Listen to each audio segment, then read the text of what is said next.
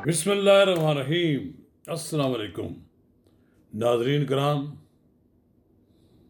मुल्क की सियासत तहरीक इंसाफ के गिर्द घूम रही है। इस वक्त अपोजिशन की सबसे बड़ी जमात तहरीक इंसाफ है।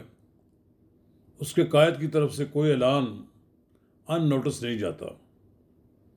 24 नवंबर की फाइनल कॉल की नाकामी के बाद अब इमरान खान की तरफ से ये कहा जा रहा है कि वो अपना आखिरी कार्ड खेलेंगे। उस आखिरी कार्ड के बारे में कहा जाता है ये कार्ड सिविल नाफरमानी का कार्ड होगा। तो अब सब लोग, सब एंकर पर्सन्स, यूट्यूबर्स और ना जाने कितने लोग ऐसे हैं जो अपने आप को बहुत बड़ा सियासी दानश्वर कहते हैं, वो इस मौजू पर अपने पैगामात रिकॉर्ड करा रहे हैं, अपने तज्जिए दे रहे हैं।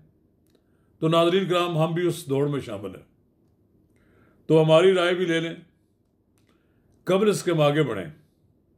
अगर आपने मेरा यूट्यूब चैनल नवाज़ रज़ा के साथ अब तक सब्सक्राइब नहीं किया तो बराए करम फौरी तौर पर इसे सब्सक्राइब करें, लाइक करें और अहबाब के साथ शेयर करें। और आइकॉन का बटन दबाना ना भूलिए कि जब आप वीडियो लोड करें तो सबसे पहले आपको इत्तला मिले। नाज़रीन कराम, आप माजी की तरफ मुड़कर देखें, पिछले 30 साल का आप तजिया करें तो आपको मुल्की सियासत में इमरान खान एक एजिटेटर के तौर पर नजर आएंगे। वो हर मरहले पर आपको देखेंगे कि हालत जंग में है। वो अपने सियासी मुखालफिन के साथ चौमुखी लड़ाई लड़ते हैं। और आपने ये भी देखा होगा कि वो जो बात उनके अपने मन में होती है, दिल में होती है, और वो कहते हैं कि ये सही है, लेकिन लोग कहते हैं कि ये तो एस्टेब्लिशमेंट की प्रोडक्ट था। इसमें कोई शक नहीं कि इमरान खान एस्टेब्लिशमेंट की प्रोडक्ट था, लेकिन वो कहते हैं ना कि ये वो शख्सियत है, ये नहीं है कि इसको बनाने के बाद ये बनाने वालों से हाथ से भी निकल गया। मुझे याद है कि जब इमरान खान की हुकूमत थी तो मैंने चौधरी निसार अली खान से पूछा था कि आपका ये बड़ा दोस्त है, इसकी हुकूमत तो चंद दिन चलेगी, मुझे चलती नज़र नहीं आ रही। ये जो इनके तौर तरीके हैं, जो इनका रख रखाव है, या कह देंगे जो इनके करतूत हैं। तो उन्होंने कहा कि जिन कूतों ने लाया था वो भी अब खौफजदा है, इसको उठाया तो ये बड़ा शोर शराबा करेगा और बड़ा वावेला करेगा कि मुझे क्यों निकाला गया। लेकिन तंग सब हैं लोग इससे, क्योंकि ये बिल्कुल एजिटेटर के तौर पर प्राइम मिनिस्टरशिप भी उनकी चल रही थी। अमेरिका में होते थे तो कहते थे मैं आकर तुम्हारे एसी उतरवा दूंगा। वो अपने सियासी मुखालफिन को जितनी अजियत दे सकते थे, उनके बस में था, वो किया। अब इन्हीं करतूतों और इन्हीं की वजह से आज वो इस नतीजे पे पहुंचे हैं कि इतना बड़ा लीडर जो बन गया, जिसके फॉलोअर्स थे सैकड़ों नहीं, हज़ारों नहीं, लाखों हो गए, लेकिन मैनेज नहीं कर आया। और इस जोम में था कि शायद जुल्फ़िकार अली भुट्टो से बड़ा लीडर है। नवाज शरीफ का तो किसी खाते में शुमार नहीं करता था। हालांकि इस मुल्क में नवाज शरीफ का बहुत बड़ा वोट बैंक है और वो अंडर एस्टिमेट करते थे। नवाज शरीफ जब अक्टूबर में आया था वापस, तो एक बड़े लीडर के तौर पर आए थे। फिर एस्टेब्लिशमेंट, प्रो एस्टेब्लिशमेंट होने की वजह से उनकी पॉपुलैरिटी मुतासर हुई। लेकिन इमरान खान ने अपनी पॉपुलैरिटी गेन की।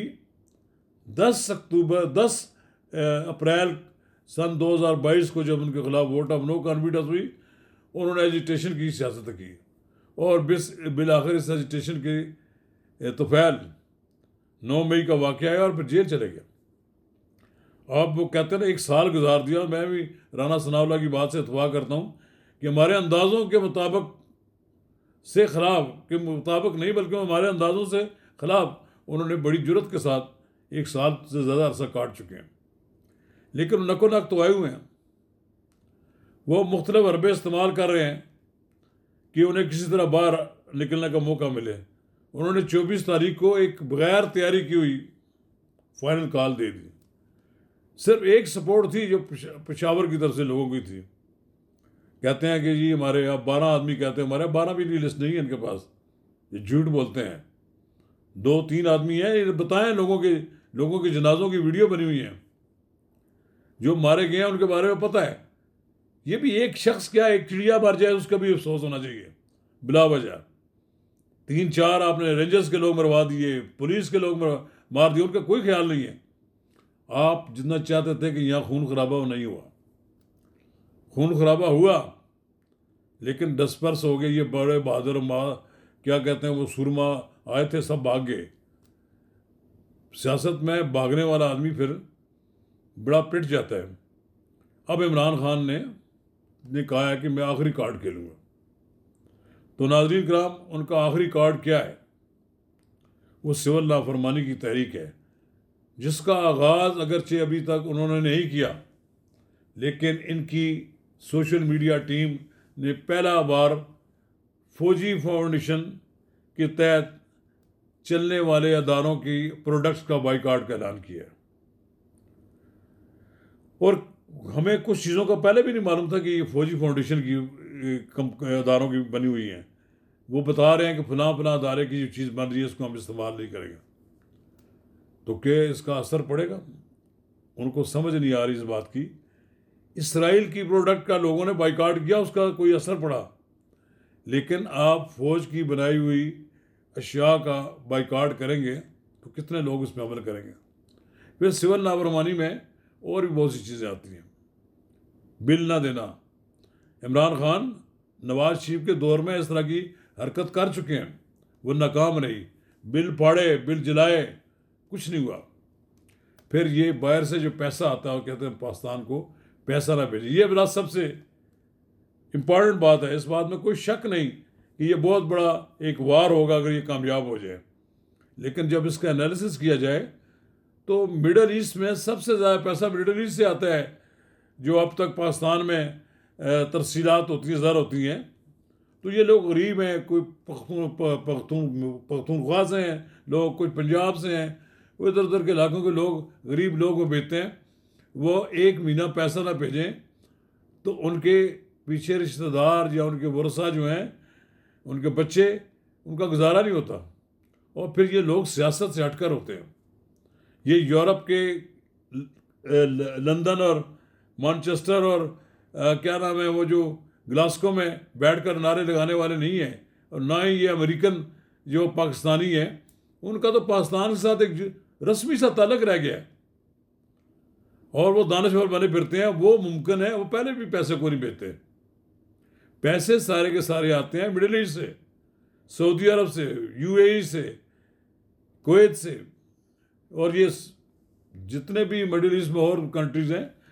तो क्या इमरान खान इन लोगों को